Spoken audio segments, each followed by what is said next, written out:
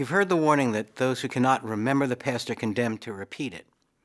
Well, this lesson is intended to highlight times when indeed we have forgotten our past, and in doing so have made repeated mistakes. It's also meant to highlight how public policies have widespread, unintended, and frequently destructive consequences. Though it might be compelling to talk about the latest psychoactive drug craze, we're going to limit our lesson to alcohol and opioids because these are the oldest psychoactive drugs, and also because they best illustrate the cycles of expanding and contracting levels of substance use disorders and the impact of various public health approaches upon these trends. We will begin with a short history of alcohol and opioid use, then discuss cycles of problematic opioid use in the United States since the Civil War. Alcohol is one of the earliest identified human agricultural products.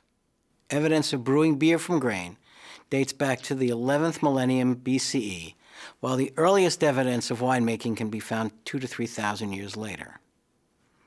Alcohol is all but universal across human societies. For most of history, fermented beverages were safer than water. In one of the most famous cases of medical detective work, John Snow observed during a cholera outbreak in London in the 1850s that among workers at a brewery of London, just a few meters from the cholera-contaminated pump that was the source of the pathogen, not a single cholera case was reported. However, although it was safe for drinking, it was not safe when consumed in excess. In response to growing problems with what we would now diagnose as widespread alcohol use disorder, temperance movements in the U.S. and Western Europe spread in the late 19th century, culminating in 1920 with Prohibition throughout the U.S. with the 18th Amendment. It was repealed by the 21st in 1933. As medicinal products, the first mention of opium is in Sumerian and Egyptian texts dating to 2100 BCE, while in 400 BCE, Hippocrates declared opium useful to relieve pain. Expanded medicinal use of opioids began with the development of the pharmaceutical sciences in the early 19th century. Morphine was first extracted and purified from opium in 1804 by the German pharmacist Friedrich Serturner. The combination of morphine and the hypodermic needle began in the Crimean and U.S. Civil Wars and saved countless lives, but created morphinism, or the soldier's disease. German inventiveness continued with the patenting of heroin by Bayer in 1897 and methadone in 1937. The latter was among the first fully synthetic opioids that are distinct from drugs derived from products of the opium poppy.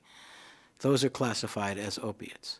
In the 1960s, methadone was introduced to treat addiction to opiates, which is now the gold standard treatment for opioid use disorder. Beginning in the mid-1980s, in response to spreading concern about the undertreatment of pain, pharmaceutical companies introduced time-release opioids beginning with morphine. There is a prevalent, overly simplistic belief that these time-release formulations cause the current opioid crisis in the United States. We will explore this issue later in the lesson, but first we need to understand that the current crisis is not unique. Indeed, we are in the third wave of problem opioid use in the U.S. since the Civil War. In the last third of the 19th century, in addition to morphinism among war veterans, unregulated and often unlabeled morphine and codeine were included in patent medicines producing widespread dependence, especially among housewives. While this problem was effectively remedied by the passage of the Pure Food and Drug Act in 1905, which all but eliminated opiates and cocaine from patent medicines and restricted their prescribing, the U.S. soon went a step further by embarking on a policy of criminalizing opioid use. In 1914, the Harrison Narcotic Act regulated access, even though limitations on opium importing and the Pure Food and Drug Act had decreased opioid use disorder even before the Act's passage. In 1919, Supreme Court rulings allowed opioid prescribing for pain, but not for addiction treatment. As a consequence, abstinence became the sole treatment modality, despite 90% relapse rates within a year. Since addiction treatment clinics using opioids as medications were outlawed. By 1923, medication-based treatment clinics, including one in my home city of New Haven, had closed. The court ruling and clinic closures had consequences well into the 1960s. with the passage of the Harrison Act and the 18th Amendment prohibiting alcohol, abstinence treatment became the sole option for both disorders. While the 1920s and 30s saw increasing effort to redeem and rehabilitate people with alcohol use disorder without relying on the criminal justice system, no similar efforts were made for the treatment of opioid use disorder despite the equal illegality of alcohol.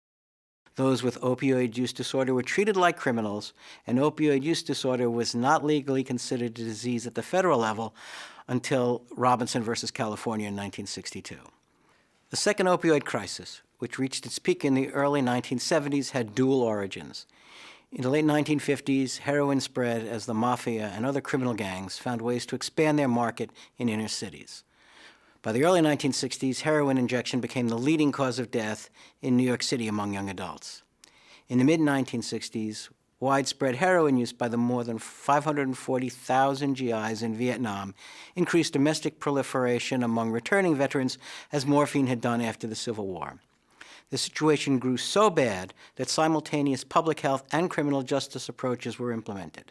At first, the public health approach dominated with the emergence of opioid agonist-based treatment for opioid addiction in 1964 to 73, following a successful clinical trial of methadone in New York City. By 1971, however, Nixon's war on drugs expanded criminal penalties for drug possession and banished methadone treatment to clinics separated from regular medical practice and straddled them with strict regulation of both programs and patients. The consequences of the second crisis persist.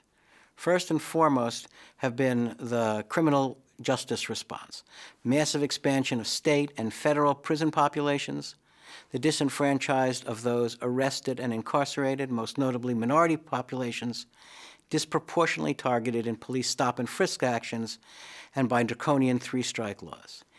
Equally consequential as criminal justice-related inequities has been the health-related consequences, epidemics of HIV and hepatitis C that are spread by unsafe injection, exacerbated by laws restricting access to clean syringes. By 1990, one-third of all U.S. HIV cases were among people who injected drugs. But subsequent expansion of needle exchange programs and easing of syringe laws have reduced HIV incidence by more than 95% in many of the cities of the U.S. Northeast where the epidemic was most intense. In contrast to the second epidemic, this third crisis is a case of the road to hell paved with good intentions. Beginning in the late 1980s, the medical community recognized that pain was being undertreated and that taking into account pain as a fit vital sign could speed recovery or ease terminal illness. Unfortunately, little research was done on safe and effective treatment for chronic pain conditions.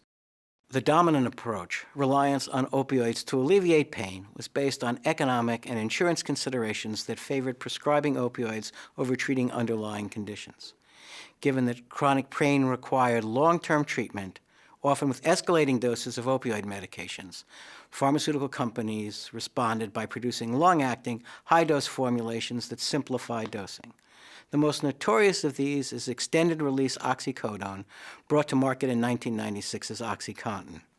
High doses increased tolerance and addiction as increased supply, especially that prescribed for chronic pain, leaked out into communities and was diverted for non-prescribed use. It must be noted, however, that extended-release formulations never comprised more than 20% of the opioid market, whereas shorter-acting formulations of hydrocodone and oxycodone comprised 55%. Efforts to curtail opioid prescribing, especially for chronic pain, have reduced the number of dispensed prescriptions by one-third since the peak of prescribing in the years 2011 to 12. Unfortunately, little has been done to manage the expanded population of people with opioid use disorder. Fewer than 15% of people with opioid use disorder are currently receiving either methadone or buprenorphine. Unable to obtain effective agonist-based treatments, many have switched to black market drugs. Consequently, opioid overdoses have increased, starting with heroin-involved deaths in 2011 and more recently, those involving fentanyl and related compounds. The repeated cycles of expanding and contracting non-medical use of opioids and current high levels of alcohol or opioid use disorder reveal the need for aggressive, evidence-based responses to treat individuals and heal communities. The details provided about the history of these drugs should convince you that the problems deserve your attention.